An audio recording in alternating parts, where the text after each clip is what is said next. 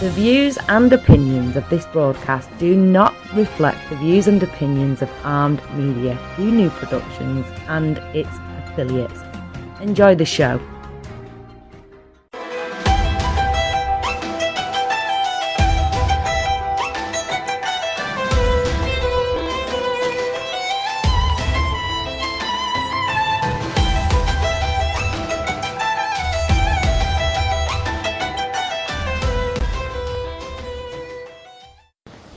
You are tuning in on Armed Radio Global.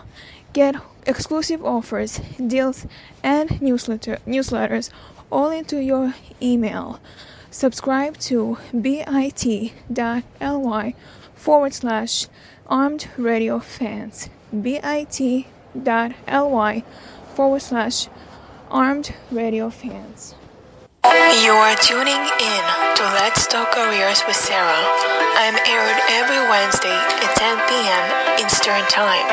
In this show, I talk about career advancement, resume revamps, interview expectations, how to stand out from the crowd, how to brand yourself, and skills you need to become a CEO.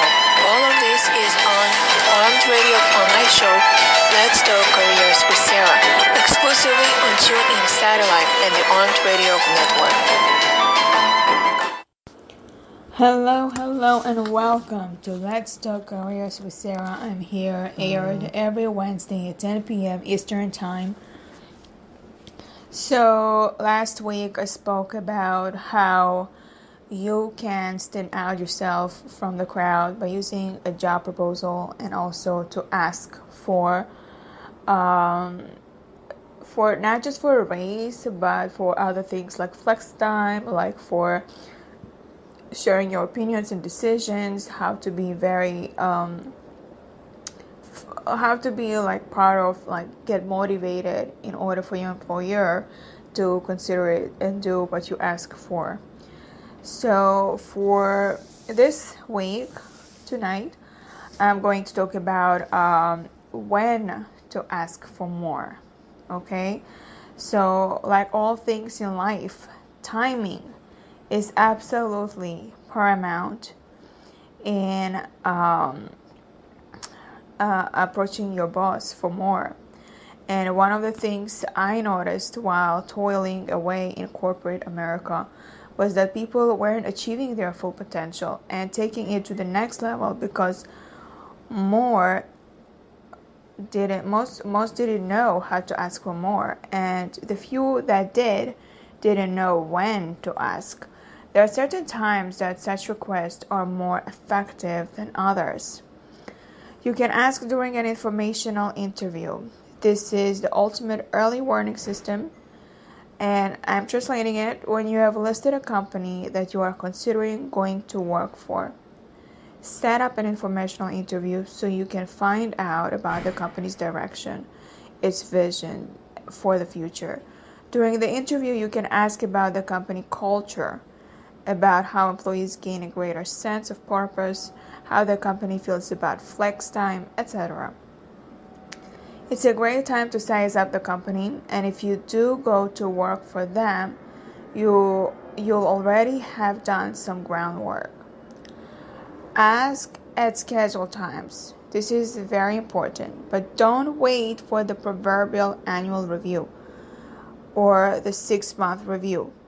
I coach my clients to ask for a 10-minute meeting, sometimes every week or at least once a month, outside the normal review process, just to ask how they are doing and what could they be doing better. It's also a time to ask for more. Of course, the outcome will be driven by your performance and what's going on at the company, but do the asking at a scheduled times. Anytime your life undergoes a major change is also a time to ask for more from your employer.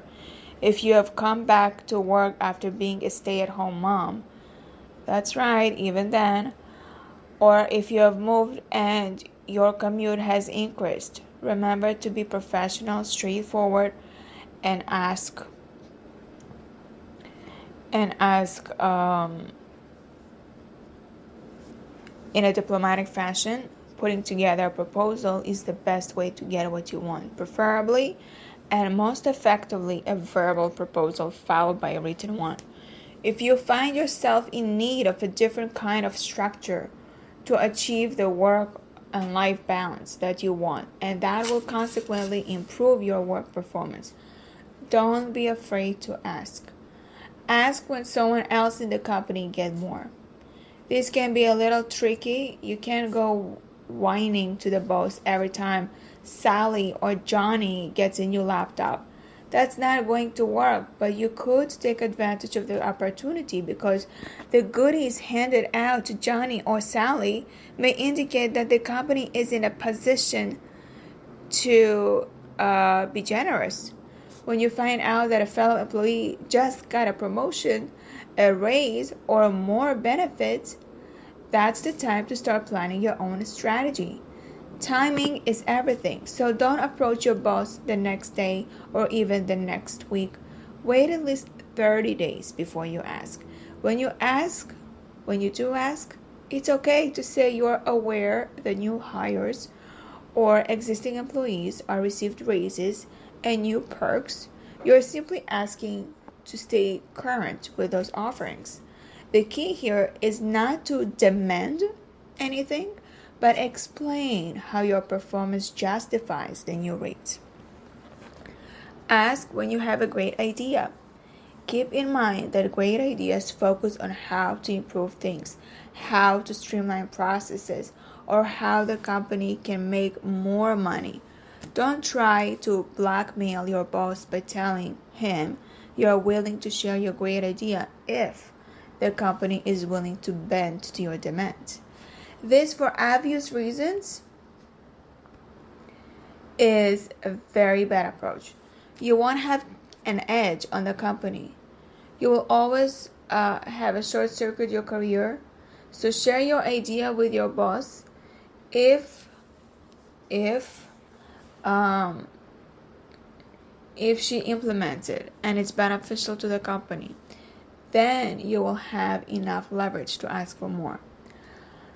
Ask for more if you're a star performer.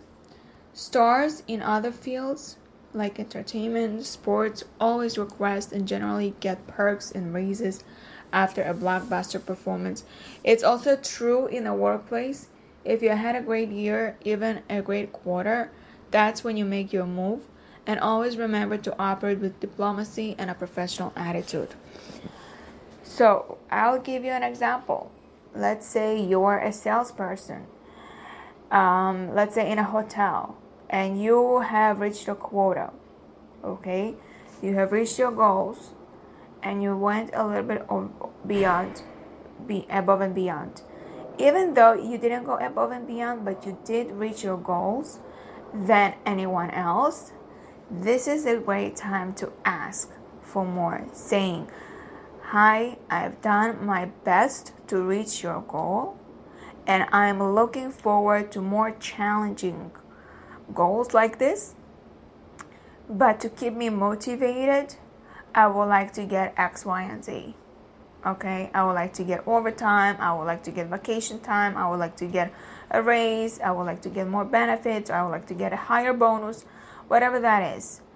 And the next time that you're going to reach the goal and you are making it more than that was expected of you, you can ask for more. So each time you do, it's going to work because that's what employers want. They want to see a star performer who is fair when asking for more. I've seen other employees who have done nothing, who have not performed enough to show that they deserve more. They come to work as though they're thinking that they owe, or like they think like, oh, I'm coming to work, I don't feel like coming to work, I'm coming late to work, oh, my friend got a raise, I'm going to ask for a raise too. But they don't understand that the friend that got a raise is because that friend was on time all the time, and that friend stayed all the time overtime, and that friend was doing whatever was asked him to do. And that friend knew when and how to ask, which now we're going to go over how to ask. So taking this into considerations, this is going to really help you. I had one time a position that I was holding, and I was catering supervisor. I was supervising catering department, and I had a delivery guy who was delivering catering to whoever, whatever addresses I had him to deliver. He would pick and choose which addresses to go to, and I didn't know that. I felt like because it's not nearby or because it's too far. So another delivery guy told me that he picks and chooses whoever tips him, and whoever doesn't tip him, he doesn't want to deliver. And I was really surprised to hear that, and I had to confront him and say, what's going on? Then when I gave my resignation letter for 2 weeks, he expected me to promote him, thinking that he's been in the company for more than I was in that company. Let's say I was in the company for 9 months and he was in the company for 2 years. So he was thinking for me to promote him. He did not approach me. He did not really express his desire to become a supervisor. And I had someone else to take my position. I had trained someone else to take my position. And when he saw that someone else is actually transitioning to fill the position, he was feeling very upset. He said, how come? I've been here for 2 years. You're bringing in somebody new. How is it possible? And I mean, seriously, how can you expect someone to read your mind? So you need to ask that you are looking for. You are looking for promotion. You are looking for a raise. That's number one. And when you do ask, for me, if he would ask, I would tell him, okay, in order to get to that point, to get promoted or to get a raise, you have to deliver all what I'm giving you.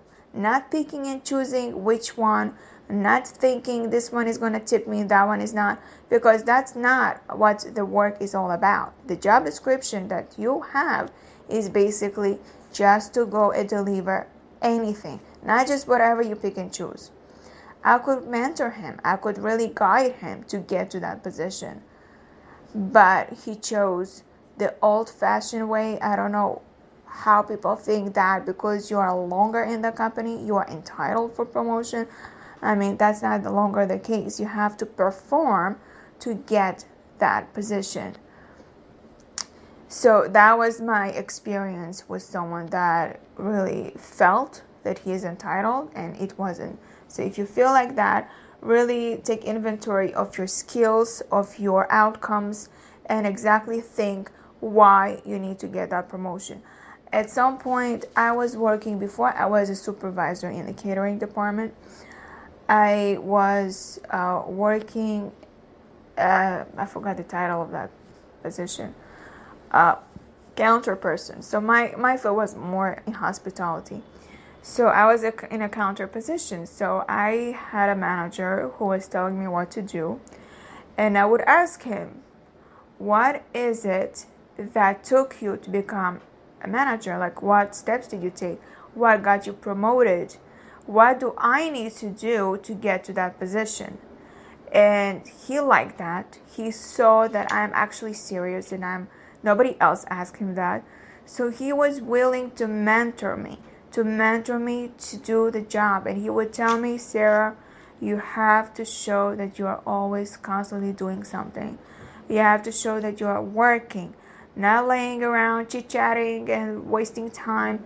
If you have, like they say, if you lean, you can clean. Like if you have time to do talking, you have time to do something else. That it's either wiping the counters, wiping the fridge, whatever that is. I was doing at that time. I was really 19 years old, and it was like my second job. So I took his advice seriously, and I did. And yes, everybody else would tell me, oh, Sarah's just working too hard. I don't know why she's doing that. She's getting pennies. Like, why would you work so hard for that? And the manager knew. He said she wants to get promoted, so she had to really show that she's doing it. Because also in that job, HR would have visits to the departments, and general managers would have visits to that department, and the restaurant owners would have visits to that department. So there would be really the person that can stand out is the person who is working, who is doing what he's supposed to do, and not chit-chatting, leaning towards something and just laughing and gossiping, because this is not what you're getting paid for. And I knew that. And that's how my next job was supervisor in a catering department. So that's the goal. You need to really evaluate yourself before someone else evaluates you.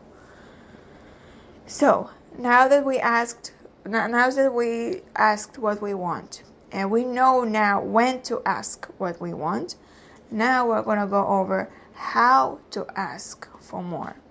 Okay? A business-like a professional approach is not only the right way, it's the only way. You might make some brief gain by making ultimatums, but believe me, those gains will be brief. If you are viewed as a gimme guy or gal, those only interest is in whistling as much as possible out of the company. Your long-term future will be doomed. If you have your hand out, and there is nothing wrong with having your hand out, be sure your motives are clear.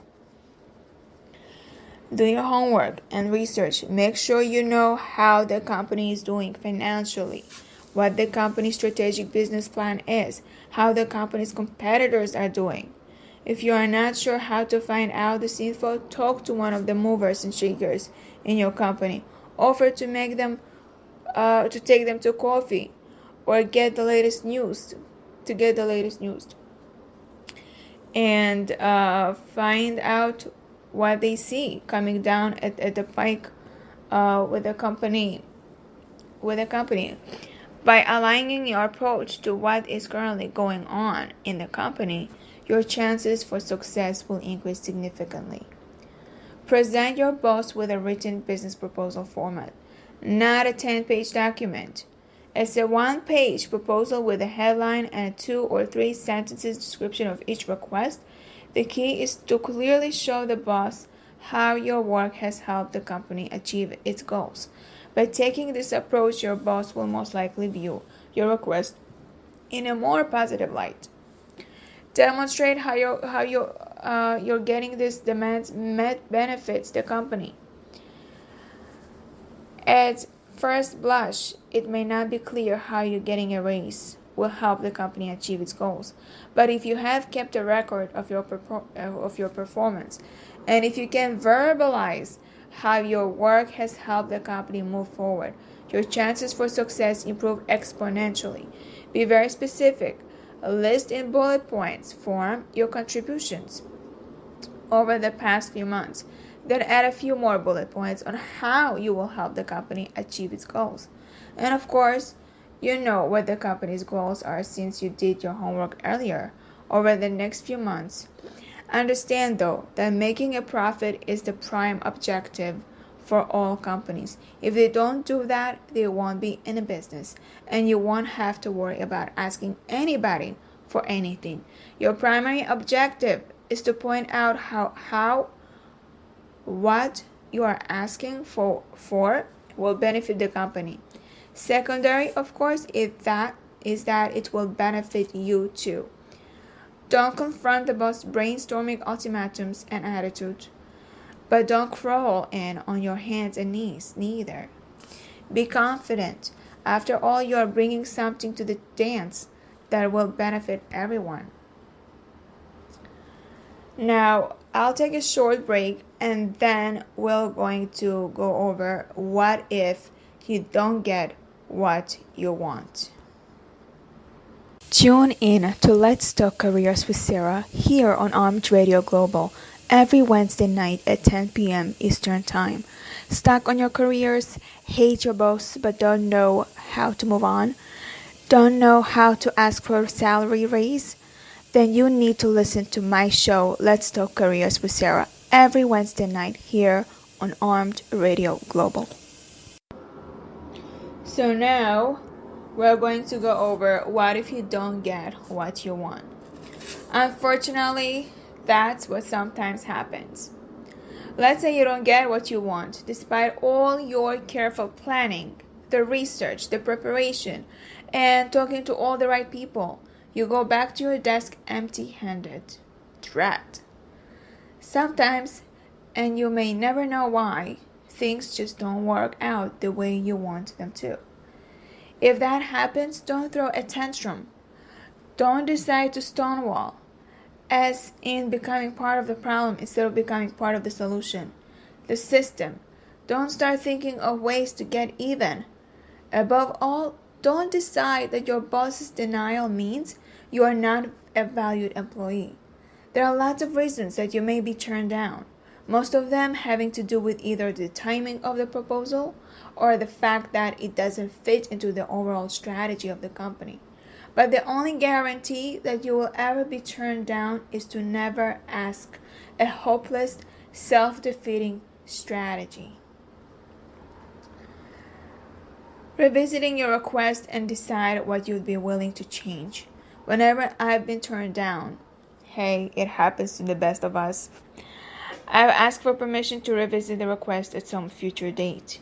You want to secure the opportunity to go back through your proposal, see if there are some concessions you could make, or add something you missed the first time around.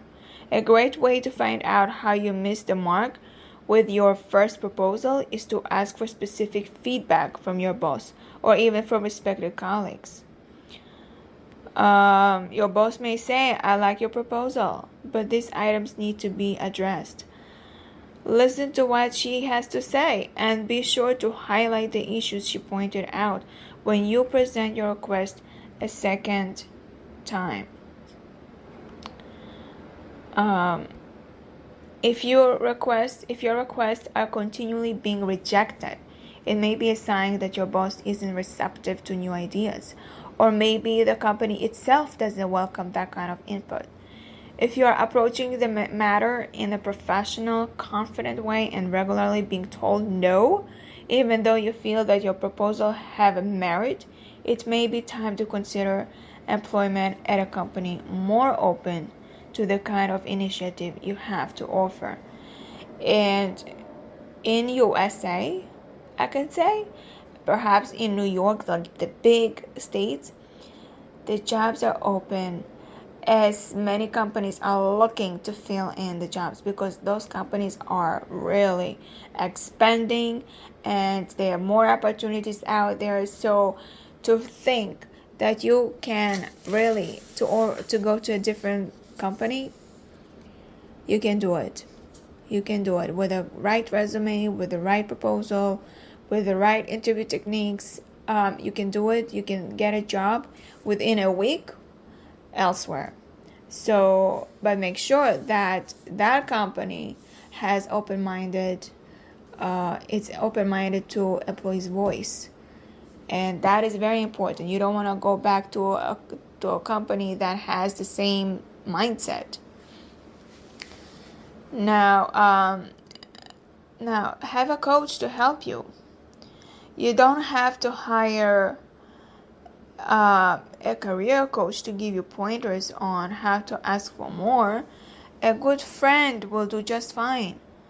I don't recommend spouses because there may be too much emotion and not enough clarity involved, but it would be someone you respect and trust. The coach's role is to listen to what you have to say, clarify any questions they or your boss might have, discuss some potential strategies, and support your effort with lots of encouragement. Find someone you trust who will give you some good, unemotional feedback, and you will be starting off on the right foot. Decide prior to the first meeting that you hope to accomplish each meeting and what each person's role will be. In short, establish the ground rules. Then establish a time to meet regularly, every Tuesday at 7 o'clock for 15 minutes. Or maybe even every Wednesday over coffee. Pick a regularly scheduled time and stick to it. If you don't, it's easy for other things to take precedence. Try to make it a face-to-face meeting. You'll get more accomplished. If that's not possible, a phone conversation will do. But do it. However you choose to meet, be strict about sticking to your schedule. Practice role-playing with your coach.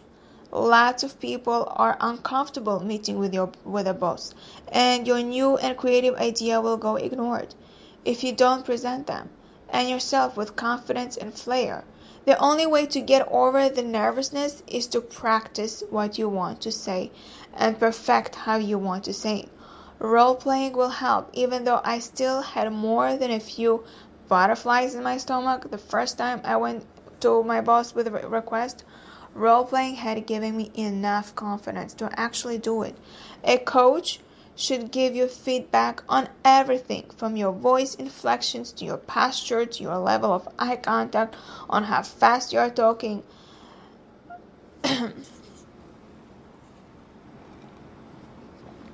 If you confront your boss in a professional manner, chances are good that you will get what you are asking for. Remember that if you are a solid or a star performer, they need you as much as you need them. Perhaps even more if you are a star. You now have some power, some leverage in the negotiations. Use it. I'm going to take the liberty of using myself as a case study. Actually, let me just go rephrase that. I have a friend actually as a case study. She had been working as a teacher for 5 years in a daycare, and every time that she wanted to get a raise, she would ask. She would wait for August before September.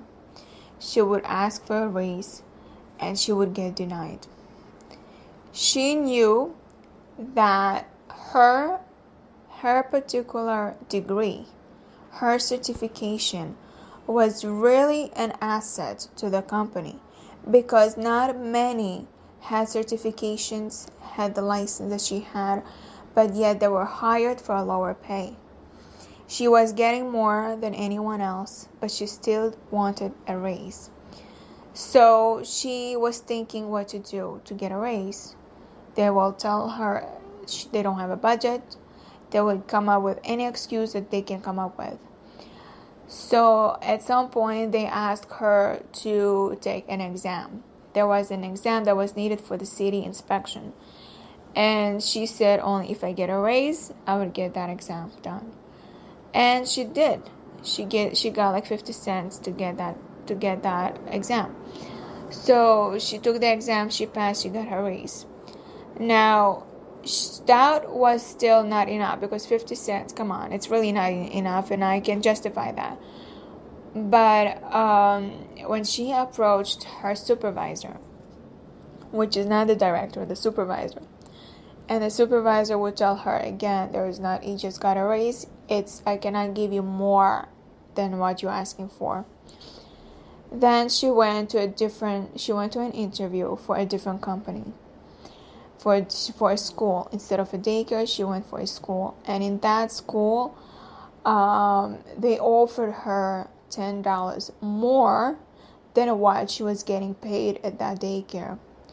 Before accepting that job, she wrote a resignation letter, and she said that because it's August and it's like 2 weeks before September, she has to really quit, basically, that this is her last week, because she has to set up her classroom in a different place.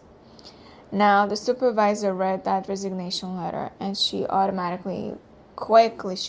her, and she asked her, what can I do for you to stay? And that's what she was hoping to get for my friend. And she knew that within those 2 weeks, it will be very hard for them to find a teacher ASAP. It will be not enough time to interview the right person with the right credentials. Most of the interviews that I had interviewed was those who are in a study plan. That means that they are in school while earning their to finish their degree, but they're still qualified to work. So she knew that it's not enough to have a study plan. They need to have certifications. So she knew that she had a power, and she knew that this is the time to ask for a raise. When she said, the school is offering me much more than you are offering, and I don't think that you can match it. She said, how much they're offering you? She said, $10 more. So let's say she was getting $22 an hour, and the school is offering her $32 an hour. And her supervisor said, you know what? I'm granting you that raise. Just stay. I'm going to give you that $10 that you're asking for. And I was surprised. She was surprised. And we all were surprised how she got that $10 raise. Within two weeks. That was really fantastic. But this is because she knew she has an asset. Her degree, her credentials, her certification, her license. It's all taken into consideration. And she knew she has this power to ask what she's asking for. And ultimately, after additional 2 years working for the company, she got promoted to be a director. So this is all about when to ask. When to ask is exactly, she did the right thing. She knew it's August time and it's not enough time to interview more teachers. And she has 2 weeks before September. She knew she has basically ammunitions to use to her advantage. And she really received that raise. Instead of getting $1 raise and she wanted $1, she got $10. So this is really important. It's not really thinking. As you can see, she got rejected several times for getting a raise, for $1 raise. She got rejected so many times. But yet she thought about creative ways how to get that raise. She never expected $10 raise. She only wanted $1. So this is something to learn from. At another company, you can even think of your own ideas. How did you get a raise? How did you get what you asked for?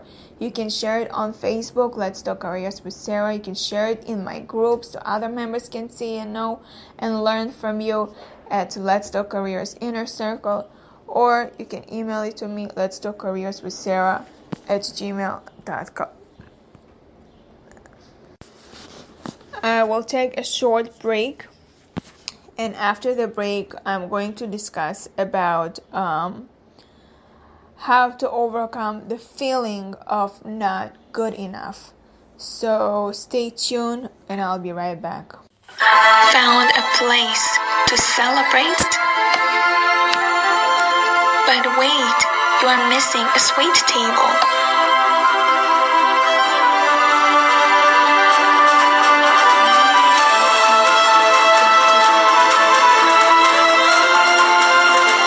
Desserts and a menu full of items of your choice. Call 347-265-5063. You can have a sweet table as if you are a celebrity. Quality worth every penny. Order from New York Artisan Bakery.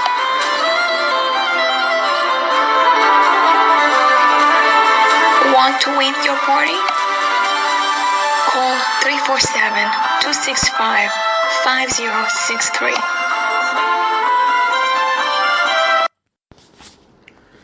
Okay, so now I'm going to talk about how to overcome feeling not good enough.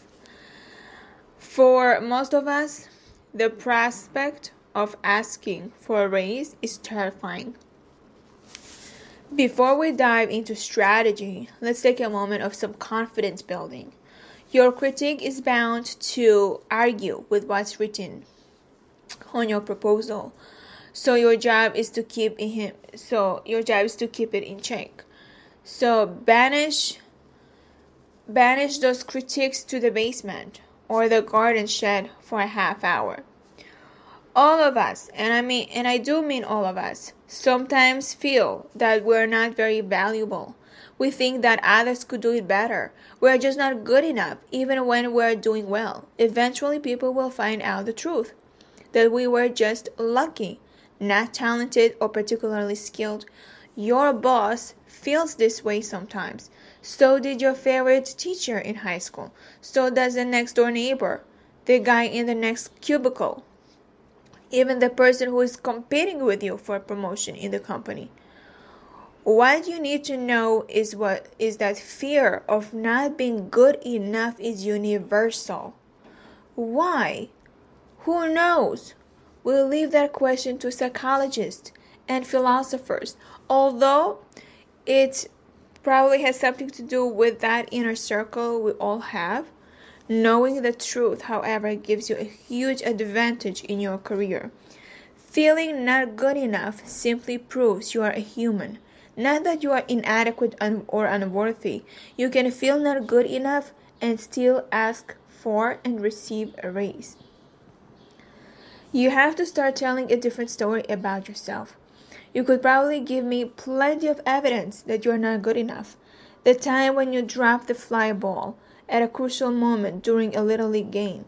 The time when you asked that pretty girl to dance and she said no. The time you got a B in math when your best friend got an A. The time when you missed a deadline at work. Everyone has their examples of these. They prove nothing except that you are human. They only become a problem if you interpret them to mean that you are a loser and start to believe that to be true. If you want a successful career, you have to begin gathering evidence for a different story, that you are good enough and that you get stuff done. So think about 10 things you have accomplished in your career. They don't have to be spectacular, they just have to show that you get stuff done. Build a case based on evidence from your past that you get stuff done. List your home runs, your extra base hits, even your really well-timed singles. Keep them in a file or a journal, which you can refer to whenever your critique attacks and tries to make you feel like you are a loser. Starting today, begin an accomplishment list. Rather than crossing items off a to-do list as you complete them, write them onto an accomplishment list. Keep it where you can see it when you start to feel good enough. Sounds like a critique attack to me. Refer to your list of evidence that you get stuff done. Using your imagination and elements of your career map, project yourself forward 1 year in time and write a fictional accomplishment list for the next 12 months. What were the things you got done? If one or two of your ideas appeal, write down the actions that preceded their accomplishment. Truth is, you can feel not good enough and still get stuff done. And you can feel not good enough and still be a star performer. People who are successful in receiving raises and other forms of additional compensation have the following elements in place: confidence in their own value and worth, a track record of strong performance, good timing, a strong and detailed proposal which benefits the company, awareness of the big picture of the company. You guessed it, they have done their research. Non-attachment to the outcome of their request, meaning that they have done their work to make yes more likely, but they realize that no is still a possible outcome. They are okay with that, and it doesn't stop them from asking for what they want. But if you have all of this in place, it might be time to make a request for your boss. So here's a suggested sequence of steps. First, show your proposal to at least 3 people who will give you honest feedback. Make revisions as necessary. Second, with timing duly considered, request a meeting with your boss. Third, role play the meeting with your career coach, career buddy at least twice before meeting with your boss. You can really do it with me. I don't mind. We can do it over the phone. We can do it face to face. You can reach me on Facebook, Let's Talk Careers with Sarah. You can reach me in an email, Let's Talk Careers with Sarah at gmail.com. And schedule an appointment. We can do the role playing. Visualize the outcome going in your favor. Spend 10 minutes twice per day imagining the meeting going really well. Your boss saying how much he likes your proposal and shaking your hand as you agree on a deal.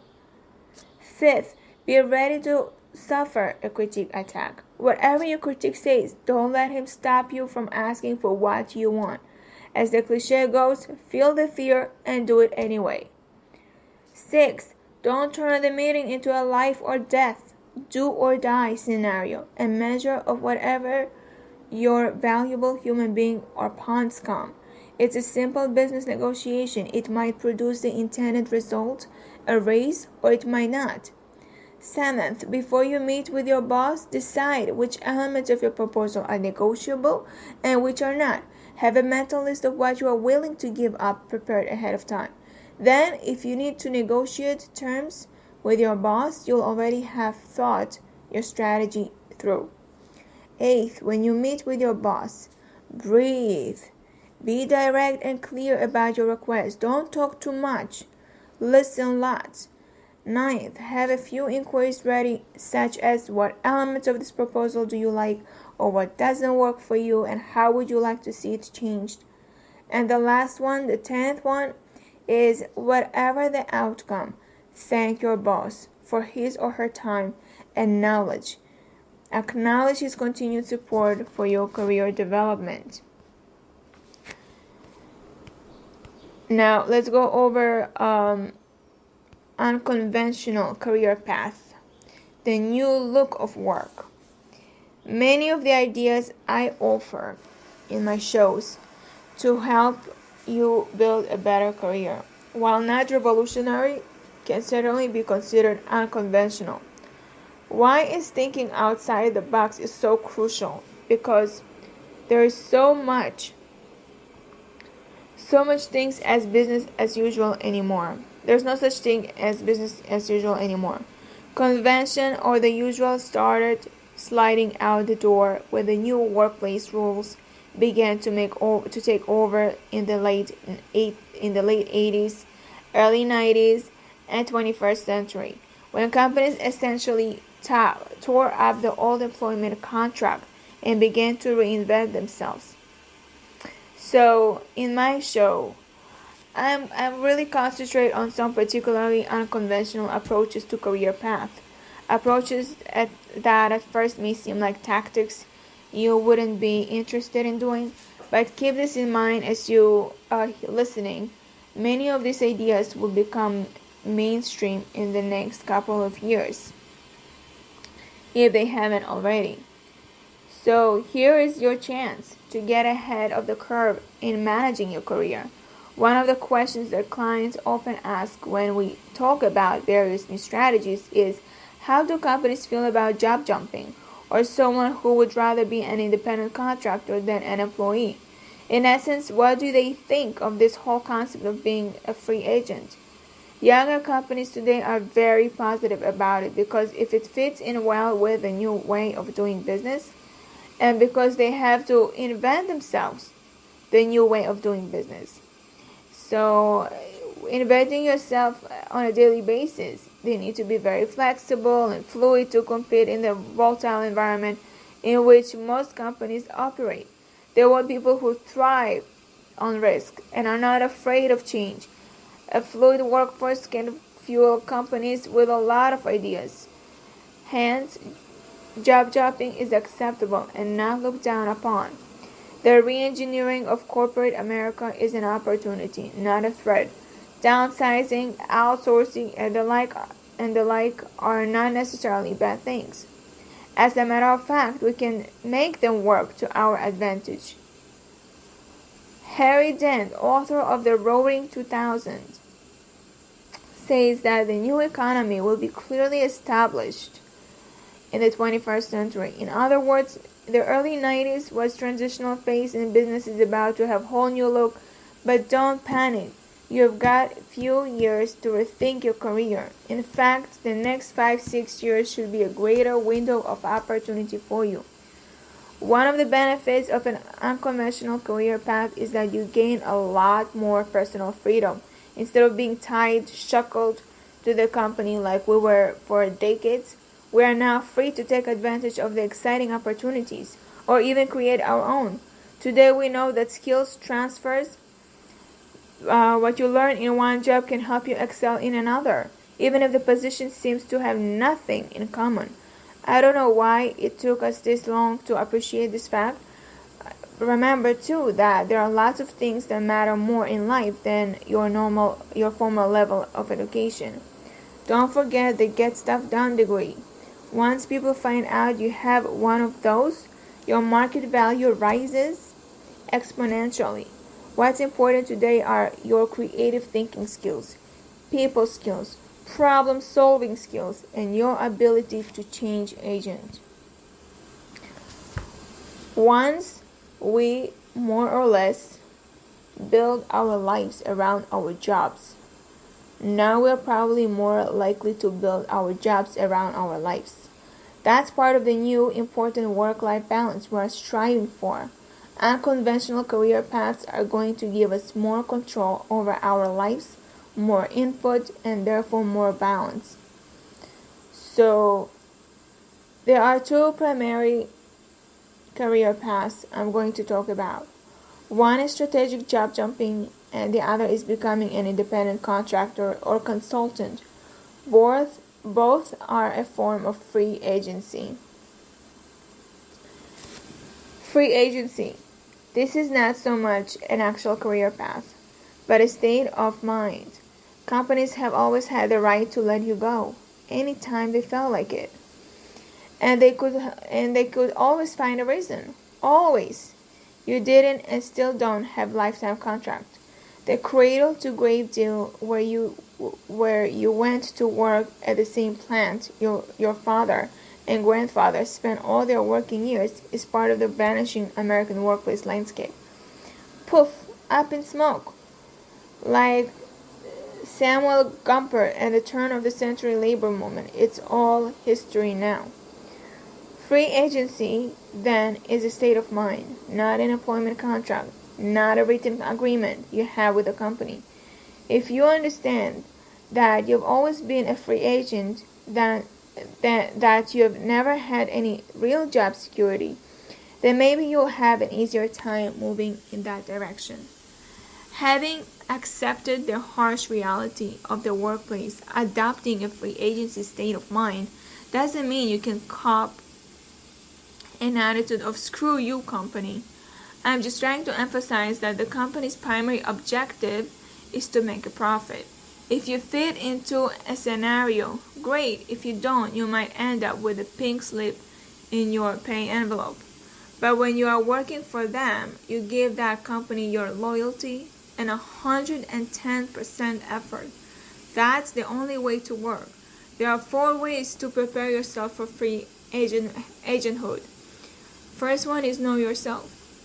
It's amazing to me that a few people choose careers and jobs that match or reflect who they are and what they want out of life. They take a job that pays the bills. They show up on time, go through their daily routine while carefully watching the clock, and buzz out the door at 5 p.m. sharp. I can almost guarantee you that those people live the rest of their lives the same way. You need to know who you are, and not only in the workplace, and what will lead you fulfill your great potential.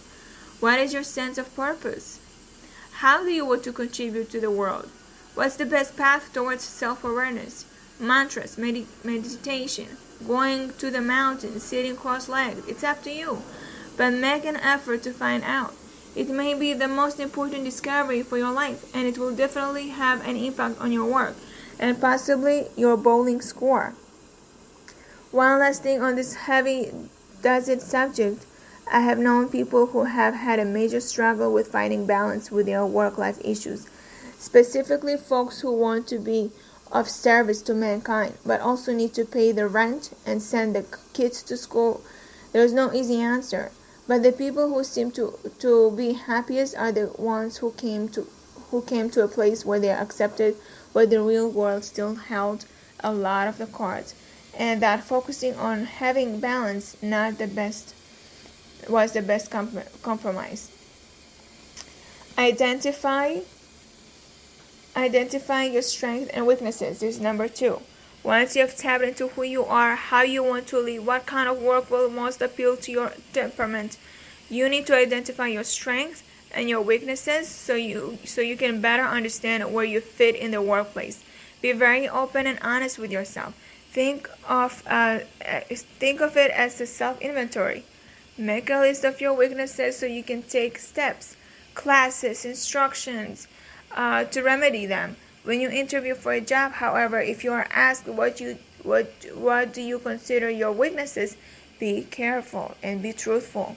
When I decided to make the jump from office products to computers to hospitality, I noted in my personal inventory that I had a number of strengths that were related to my people skills and my problem-solving skills and would continue to work to my advantage, no matter where or in that industry I was employed. On the other hand, I don't know diddly, or at least not very much, about being a supervisor or a director or even a recruiter. The on-off switch sometimes turned out to be something of a challenge. So when I was interviewing for work, I would always tell my interviewer that if they were looking for a specific title, I wasn't the person. But I also stressed the fact that I didn't believe those things would be in any way hinder my performance. I played to my strength as an experienced and creative problem solver with proven skills. And what else can you do if asked the dreaded "what are your weaknesses" questions? So here are the couple of tips. Understand that there is a good chance that questions will come by. By knowing that in advance, you will have some time to get yourself ready instead of being totally surprised. Come up with the 2 or 3 weaknesses you think are most applicable. Be honest here, but don't throw yourself under the bus either. Ask a good friend or fellow business buddy that you admire what they think of your choices. Do they agree? How would they answer the question if asked? The idea here is to be clear in your answer before you go to the interview. Think in terms of how you have turned a weakness into a strength in the past. Give actual examples whenever possible. For example, I once had the weakness of being impatient with my fellow workers, lack of willingness to do what it takes to get a project done. Instead of yelling and screaming at them, which never really works, I figured out a plan to give them extra time off if we could get the project done ahead of schedule. Guess what? They loved it. Who doesn't love time off? We finished 2 full days ahead of schedule. Practice your answers with a friend. It will help you get comfortable and look confident during the interview. If you decide you want to get more formal help of these issues, check out your local adult education center. It's pretty common for them to have classes on interviewing, public speaking, and the like. Or you can message me on Facebook, Let's Talk Careers with Sarah, and we can work it out together. Next thing is homework. Homework. It's incredibly important to stay up to date with what's going on in your company, in your industry, and in the market. And you have a ready-made resource, the internet. You can sit at home in your jammies and leisurely cruise the appropriate sites that will give you the vital information about your industry. Set time limit, maybe no more than 20 minutes at one time. Or if you're anything like me, you'll be scanning medical histories and obscure historical figures on the latest homeopathic remedies. I can't help it. I think it's one of my weaknesses.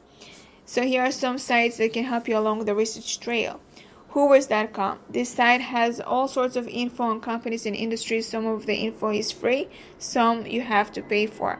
Vault.com. This site will give you the lowdown on what a company is up to, including actual testimonials from current and past employees. Business2.com. One of my favorites is devoted to keeping us abreast of not only what's happening in your laser-paced business world, but it's strong in predicting what's going to happen in the next year or two.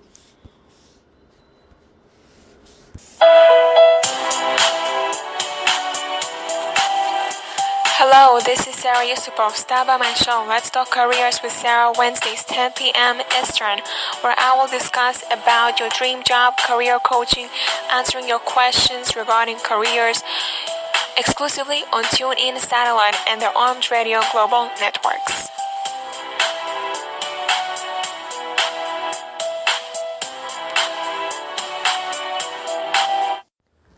I am running out of time, so that will be another topic we'll discuss in my show perhaps next Wednesday. And I would like to say thank you for those who are listening to me. Thank you so much for doing your homework, by listening to experts like me about jobs, about resumes, and about how to be happy in a work environment. So I really want to say thank you again. So I'm going to see you next Wednesday at 10 p.m. Eastern Time on Armed Radio. Let's Talk Careers with Sara. You are tuning in on Armed Radio and Let's Talk Careers with Sara every Wednesday at 10 p.m. Eastern Time. I talk about careers and job hunting. If you would like to ask a question or would like to hear about previous shows that you have missed, you can find me on Facebook at Let's Talk Careers with Sara.